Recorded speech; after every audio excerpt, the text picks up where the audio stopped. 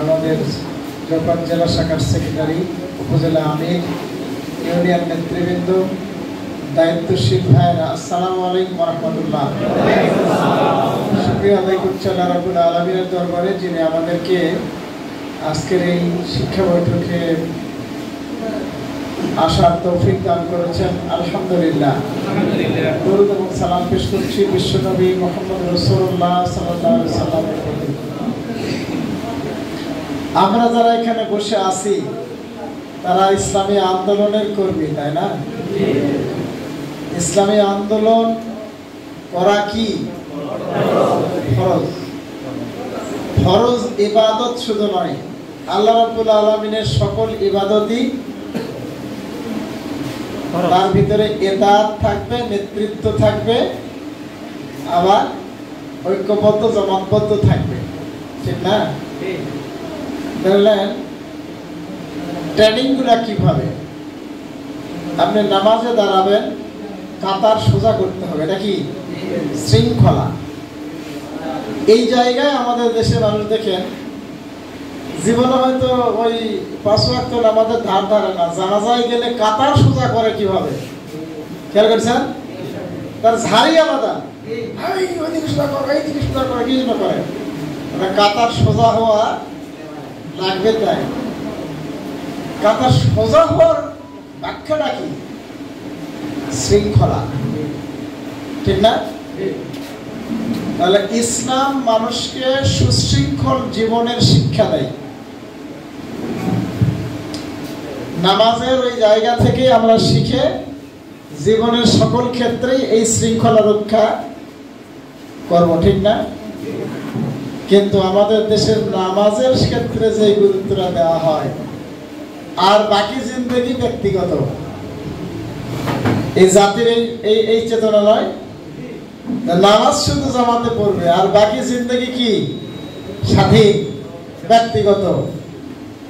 এই ট্রেনিংটা সৃষ্টি হয়েছে হলো ধর্মনিরপেক্ষতা থেকে। ধর্মনিরপেক্ষ মতবাদের জন্মই হয়েছে ওই কারণে যে প্রত্যেক ব্যক্তি ধর্মের ব্যাপারে স্বাধীন, ধর্ম পালন করতেও পারে, নাও পারে, ওটা ব্যক্তিগত ব্যাপার। কেউ মনে করলে ধর্ম পালন করবে, কেউ মনে করলে করবে না। আর রাষ্ট্র সভা, এখানে সবাই ঐক্যবদ্ধ হয়ে রাষ্ট্রের উন্নতির জন্য কাজ করবে। এখানে কি পড়বো? নাউজুবিল্লাহ।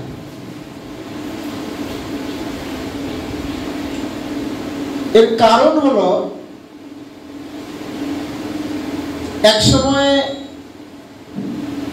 খ্রিস্টানদের, যেটাকে আমরা বলি যে তাদের পুরোহিতরা দেশ চালাতো, অর্থাৎ এক সময় ইসলামী খেলাফতের সময় ঈসা আলাইহিস সালামের পরে পুরোহিতরা দেশ চালাতো। তখন এই যারা ক্ষমতায় ছিল তখন এই বিধানটা ছিল যে ইনজিল কারো হাতে থাকবে না, ইনজিল শরীফ থাকবে শুধুমাত্র পাদ্রীদের কাছে। এরা নিজেরাই করতো কি, নিজের স্বার্থে আইন বদল করত। কোন এক ব্যক্তি আসে হয়তো একটা উৎকোচ দিছে, ঘুষ দিছে, তখন ওই আইনটা ওখানে কেটে নতুন করে আইন তৈরি করে তার নামে রায়টা দিয়ে দিত। কথা কি বুঝাতে পারলাম? এইভাবে ধর্মীয় শাসনটা এই অবস্থানে চলে গেল যে মানুষের উপরে জুলুম নির্যাতন বাড়তে থাকলো।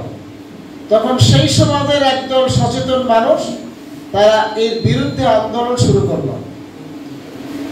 আন্দোলন তাদের বাস্তব ছিল, এই আন্দোলন তারা বিজয়ী হলো।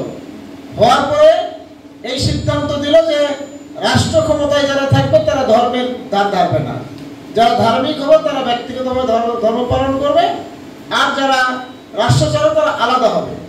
সেই জায়গা থেকে এখনো বাংলাদেশেও এই কালচার আছে না নাই? আছে, জন্ম হয়েছে ওইখান থেকে। আমি ঘটনা এই জন্য বললাম প্রিয় ভাইয়েরা, আমাদের দেশেও আজকে এই কালচারটা আছে। ধর্ম যার যার, রাষ্ট্রসভা। নাউজুবিল্লাহ। ইসলাম পৃথিবীতে এসছে বিজয়ী হয়। আমি কিন্তু নির্দিষ্ট কোনো বিষয়ে কথা বলিনি, আমি আমার মতো করে কিছু কথা বলছি। ইসলাম পৃথিবীতে আসছে বিজয়ী হওয়ার জন্য।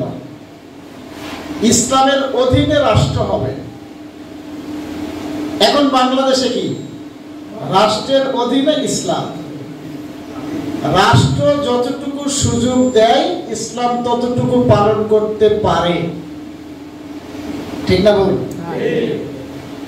ওই তখন আমরা শিবির করতাম, রাষ্ট্র ধর্ম ইসলাম করুন না এরশাদ সাহেব।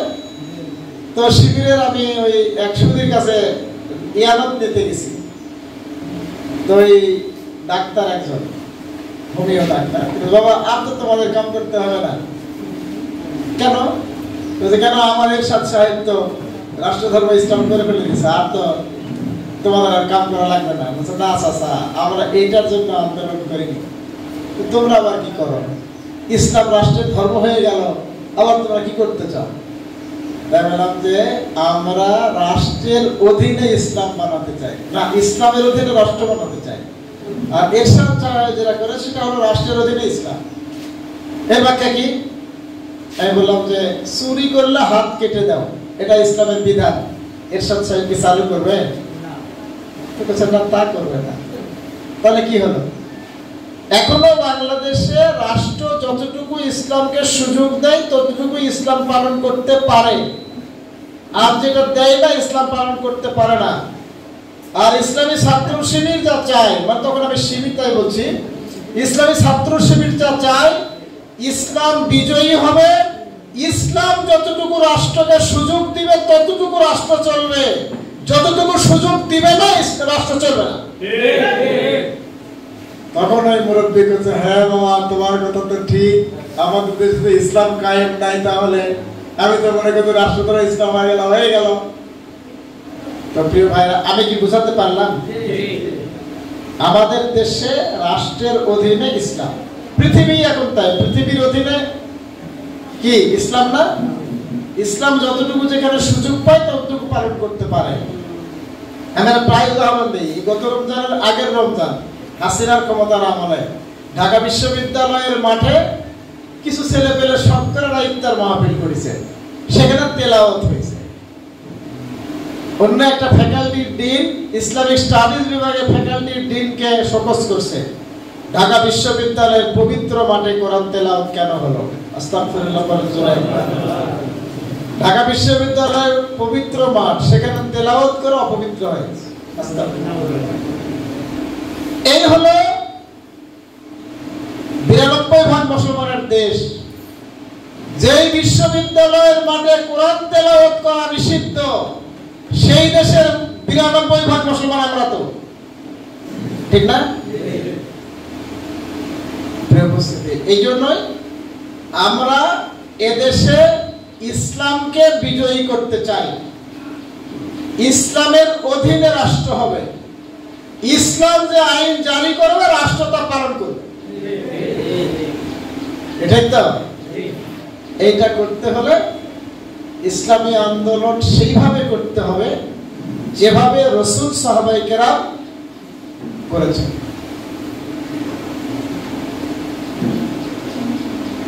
ইন্নাল্লাযীনা আমানু ওয়া হাজারু ওয়া জাহাদু ফি সাবিলিল্লাহি বিআমওয়ালিহিম ওয়া আনফুসিহিম।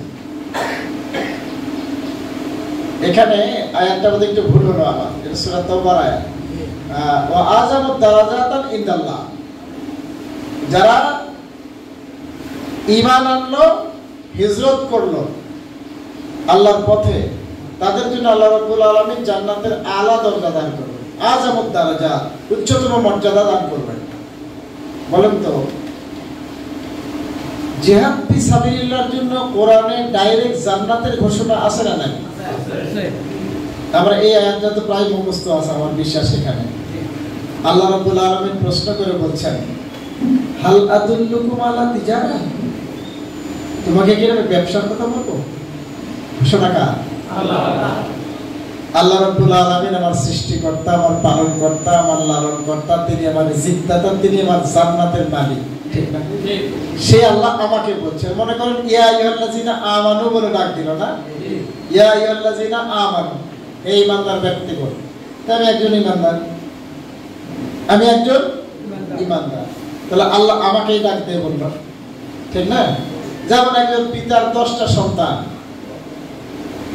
এক সন্তানকে ডেকে বলছে, এই শোনো তোমাকে আমি এই জিনিসটা দিয়ে দিব যদি তুমি আমার এই কথাটা শোনো। পারবে? আচ্ছা কোন তো কোন সন্তান আছে এই কথা শুনলে বাদ করবে? পাগলের মতো করবে কিনা? দেশের প্রধানমন্ত্রী একজন সচিবকে ডেকে বলল, তুমি আমার এই কাজটা করবে, তোমার প্রমোশন হয়ে যাবে, যাও। এই সচিব কি করবে? বাড়িতে জায়গায় সংবাদ দিবে। মানে খুশির তো শেষ নাই যে প্রধানমন্ত্রী আমাকে ডাকছে, একান্তই ডেকে বলছে। ওর বাড়িতে কি আনন্দের ঝড় হবে না? যে প্রধানমন্ত্রী তাকে ডাকছে, আল্লাহ রাব্বুল আলামিন আমাকে ডাকছেন। একটু চিন্তা করেন, হাল আদুল্লুকুম আলা তিজারা, আমি তোমাকে একটা ব্যবসার কথা বলবো। তাহলে আল্লাহ আমাকে ডেকে বললেন। এই প্রধানমন্ত্রীর ডাকা ওই সচিব জানদার বাড়িতে আনন্দের বন্যা হয়ে যাবে দেওয়া পাওয়ার আগেই। দিবে কি দিবে না সেটা তার করণীয় নয়, কিন্তু প্রধানমন্ত্রী ডেকে বলছে সেটা আমার না হবে না, কিন্তু আল্লাহ রাব্বুল আলামিন যা ঘোষণা দিয়েছেন তা অবশ্যই দেবেন, ঠিক না? আল্লাহ রাব্বুল আলামিন বলছেন যে তোমাকে আমি ব্যবসার কথা বলবো, এই ব্যবসা করলে তোমার লাভ হলো তুনজিকুম মিন আযাবিন আলীম। এই ইমানদার, তুমি যদি আমার এই ব্যবসাটা করো তাহলে তোমাকে আমি জাহান্নামের আযাব মাফ করে দেব।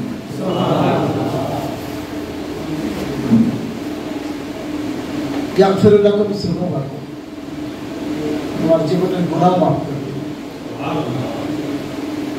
ইদখিলকুম জান্নাহ, তোমাকে জান্নাতে প্রবেশ করায়। ইদখিল শব্দ করো, প্রবেশ করাই দেব, মানে আমি আল্লাহ তোমাকে জান্নাতে প্রবেশ করাই দিব। সুবহানাল্লাহ। এই কথা শোনার পরে একজন ঈমানদার জীবনের সর্বশক্তি দিয়ে পাগলের মতো জিহাদ ফিসাবিলিল্লাহর কাজ করা দরকার কিনা বলেন? একটা ব্যাখ্যাই যথেষ্ট, আমি যতটুকু বুঝি। হ্যাঁ, এই পথে আসার পরে চতুর্মুখী হামলা হবে, শয়তানের পক্ষ থেকে চতুর্মুখী হামলা দিয়ে আপনাকে এই পথ থেকে বিচ্যুত করার চেষ্টা চলবে।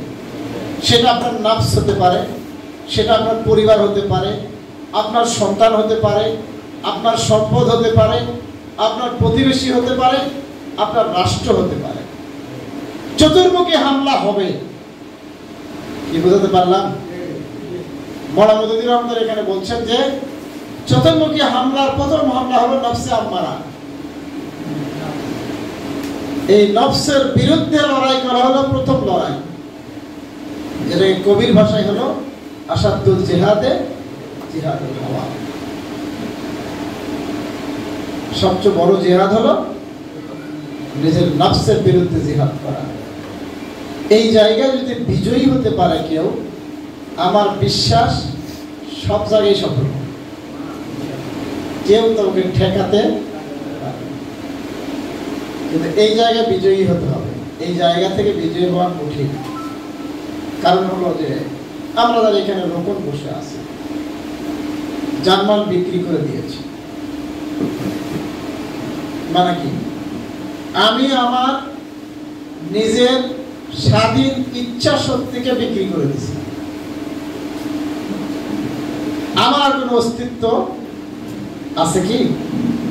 আমি উদাহরণ দিই এইভাবে, ইন্না সলাতি ওয়া নুসুকি যখন পড়েছি তখন থেকে আমার সবেও হয়ে গেছে।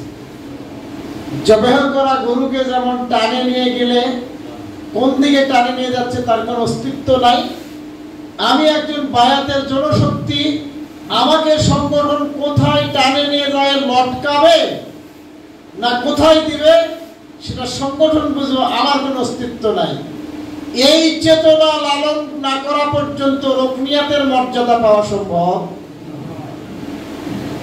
আমরা সেরকম যারা হয়েছি তাদের ওই চেতনা লালন করতে হবে যে আমার স্বাধীন ইচ্ছা শক্তি আর নাই, আমি কি পেলাম, আমাকে কি দেওয়া হলো, আমার কি হলো, এটা আমার বলার এখতিয়ার নাই। আমি অনেক সময় তো বলি যে জামাত ইসলামী আমাকে কি জামাত ইসলামের ঘরের দারোয়ান বানাবে না ঝাড়ুদার বানাবে জামাত ইসলামের সিদ্ধান্ত, আমি জামাত ইসলামের কর্মী, এই চেতনা লালন না করা পর্যন্ত ইসলামী আন্দোলনের নিবেদিত কর্মী হওয়া কোনোদিনই সম্ভব না। সাহাবায়ে কেরামের ছিল। খুব খেয়াল করতে হবে, বক্তৃতার জন্য বক্তৃতা নয়, শেখার জন্য এবং অনুসরণ করার জন্য। খালিদ বিন ওয়ালিদ রাদিয়াল্লাহু তাআলা আনহু সবচেয়ে কৌশলী সেনাপতি ছিলেন না? তিনি ওমর ফারুক রাদিয়াল্লাহু তাআলা আনহুর সময় এক যুদ্ধের সেনাপতির দায়িত্ব পালন করছেন। যুদ্ধ চলমান, যুদ্ধ চলছে। সম্ভবত আবু উবাইদা রাদিয়াল্লাহু তাআলা আনহু ওমর রাদিয়াল্লাহু ডেকে বললেন যে এই চিরকুটটা নিয়ে যায় সেনাপতির হাতে দিবেন। ছোট্ট একটা চিরকুট লেগে তাকে দিয়ে দিবেন, সেনাপতির হাতে দিয়ে দিবেন। তিনি চিরকুটটা ওই ধারণ করে নিয়ে গেলেন। যুদ্ধ চলছে, চলমান যুদ্ধে ঘোড়ার পিঠে তিনি যুদ্ধে অবস্থানে চিরকুটটা হাতে তুলে দিলেন। চিরকুটটা পড়ার সাথে সাথে এক চাঁদে ঘোড়া থেকে নেমে বললেন, এখন থেকে আপনি সভাপতি, আর আপনি হলো সেনাপতি, আমি কর্মী। সুবহানাল্লাহ। এটা কি বক্তৃতার জন্য? এইটাই আনুগত্য। ওমর ফারুক রাদিয়াল্লাহু তাআলা আনহু সামান্য এক লাইনের কি চিরকুট লিখলেন, পড়ার সাথে তিনি এক সেকেন্ড দেরি করেননি। লাফ দিয়ে ঘোড়া থেকে নেমে বলছেন যে আপনি এখন সেনাপতির দায়িত্ব পালন করবেন, আমি আপনার সৈনিক। সহজ মনে করেন? এটাই পরীক্ষায় বিজয়। এই জায়গা থেকে শিখতে হবে যে জামাত ইসলামী আমাকে কোথায় দায়িত্ব পালন করে নেবে, জামাত ইসলামের ডিসিশন। আমি জামাত ইসলামী কর্মী। পারবো ইনশাআল্লাহ? আল্লাহ আমাদেরকে ইসলামী আন্দোলনের এই কাতারে এসে এই মানের একজন কর্মী হওয়ার তৌফিক দান করুন।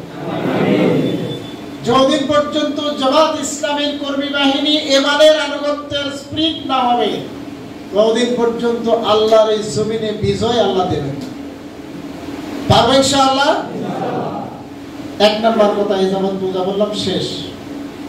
দুই নাম্বার হলো, আমরা ইসলামী আন্দোলনে যারা এসেছি, আমার ব্যাখ্যা অনেক বড় নয়, অত বুঝিও না, আলেমও নয়।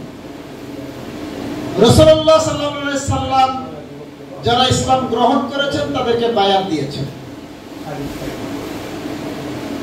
ঠিক না বল? যারা ইসলাম গ্রহণ করেছেন তাদেরকে বায়াত দিয়েছেন। রাসূলের জামানায় ইসলাম গ্রহণ করেছে, বায়াত হয়নি, এরকম করে ইতিহাস জানা আছে নাকি?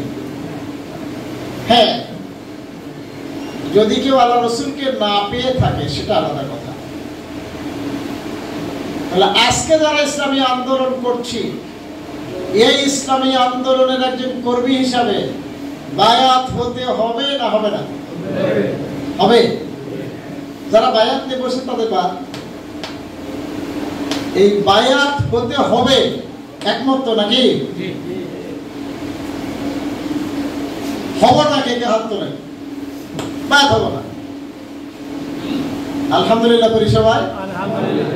আজ হোক কাল হোক বায়াত হব ইনশাআল্লাহ। তাহলে আমরা সবাই বায়াতের কর্মী হব ইনশাআল্লাহ। ইসলামী আন্দোলনের নেতৃত্ব আর কর্মী বাহিনী স্প্রিটটা হবে নেতার পক্ষ থেকে যে নির্দেশনা যাবে তার সাথে সাথে ময়দানে এই ফলো করতে হবে, মানে এর সাথে সাথে ময়দানে কাজে লাগে যেতে হবে। সেটা আমার মতো করে করব না নেতার মতো করে করব? হ্যাঁ, এইটা হতে হবে। হ্যাঁ, যদিও এই শর্ত আছে যে আল্লাহ এবং রসুলের আনুগত্য নিঃশর্ত, আর আমাদের নেতার আনুগত্য হচ্ছে শর্ত সাপেক্ষ। যতক্ষণ পর্যন্ত সৎ কাজের আদেশ দেবে ততক্ষণ পর্যন্ত নেতার আনুগত্য করব। আমাদের আমিরে জামাত তিনি আমাদের নেতা, কিন্তু আমরা কেউ নেতা, আমরা হলে আমিরে জামাতের প্রতিনিধি। আমিরে জামাত যা বলে তা আপনাদের পৌঁছায় দিই। সুতরাং আমরা কেউ নেতা নয়, আমিরও না, আমরা হলো আমিরে জামাতের প্রতিনিধি। তাহলে আমাদের নেতাকে ডাক্তার শফিকুর রহমান, তিনি যে নির্দেশনা জারি করেন, এই নির্দেশনাকে সাথে সাথে বাস্তবায়নের জন্য ময়দানে যদি আমি পাগলের মতো ছুটি, তাহলে ইসলামী আন্দোলনে একজন সফল কর্মী হতে পারবো। পারবো ইনশাআল্লাহ। ইমানের ছিল সাহাবায়ে কিরাম। আল্লাহ রাসূলের কাছে এসে বসে থাকতেন যে আজকে আমার নতুন কোন আয়াত নাজিল হলো কি। যখনই কোনো আয়াত নাজিল হতো, সাহাবায়ে কিরাম সাথে সাথে ছুটে দৌড়ে যেতেন, আজকে আল্লাহ রাসূলের কাছে এই আয়াত নাজিল হয়ে গেছে। ঠিক না ভুল বলছি? প্রাণান্তকর চেষ্টা যাকে বলে, এভাবে সাহাবায়ে কেরাম ময়দানে কাজ করেছেন। আজকের এই ময়দান যদি আমরা বিজয়ী করতে চাই, তাহলে আমাদেরকে সেভাবেই কাজ করতে হবে। এখন কি মানে এই মুহূর্তে বাংলাদেশে সবচেয়ে গুরুত্বপূর্ণ নির্দেশনা কি আছে? কেউ একটু বলেন দেখি। গণসংযোগ এই কয়েকদিনের, কিন্তু বর্তমানে নির্দেশনা কি আছে? নির্বাচন। গণসংযোগ আলহামদুলিল্লাহ এই আজকে শেষ হবে, তবে অবশ্য আমার এই বৃদ্ধি হবে কিনা জানার চেষ্টা করেছিলাম, পারিনি। তারপরে বৃদ্ধি করার টার্গেট দিলে হয়তো বাড়বে, কিন্তু এখন জামাত ইসলামীর এদেশের 1 নম্বর কাম হলো নির্বাচন। আমরা দীর্ঘদিন কাজ করে এসেছি, এর ফলাফল কি? জনগণের ভোট পেলে বিজয়ী হলে সফল, ঠিক না? এই জন্য কেন্দ্র ঘোষণা করছে এখন 1 নম্বর কাজ হলো নির্বাচন। এই নির্বাচনে বিজয়ী হওয়ার জন্য মাঠে ঘরে ঘরে আমাদের দাওয়াত পৌঁছানো আমাদের দায়িত্ব। পারবে ইনশাআল্লাহ। কুসুমবার ময়দান বিজয়ী ময়দান, এই মনে করে যে চুপ করে থাকেন তাহলে কিন্তু বিজয়ী হবে না। মনে করতে হবে যে হ্যাঁ, আমি যদি 50% থাকি তাহলে আমি 60% হব, 60% থাকলে 80% হব, নাকি? আপনারা তো এখন মনে করেন যে আমি 80% হয়ে গেছি, নাকি? কিন্তু না, এত সহজ না। এর জন্য ঘরে ঘরে মানুষের কাছে দাওয়াত পৌঁছাতে হবে। পারবে ইনশাআল্লাহ। প্রিয় উপস্থিতি, আমি কথা বেশি বাড়াবো না, শেষ করব। আমার শেষ কথা হলো যে ইসলামী আন্দোলনের একজন কর্মী হিসাবে এই ময়দানকে বিজয়ের ময়দান করার জন্য আমার 1 নম্বর কাজ হলো কোরআনের জ্ঞান অর্জন করা। কোরআনের জ্ঞান অর্জন করা। এখানে কোরআন পড়তে পারি না এরকম তো বোধহয় কেউ নেই, আছে নাকি? কোরআন পড়তে শিখিনি এরকম কেউ আছে কি? যদি থাকি অসুবিধা না, স্মরণ করার বিষয় নাই।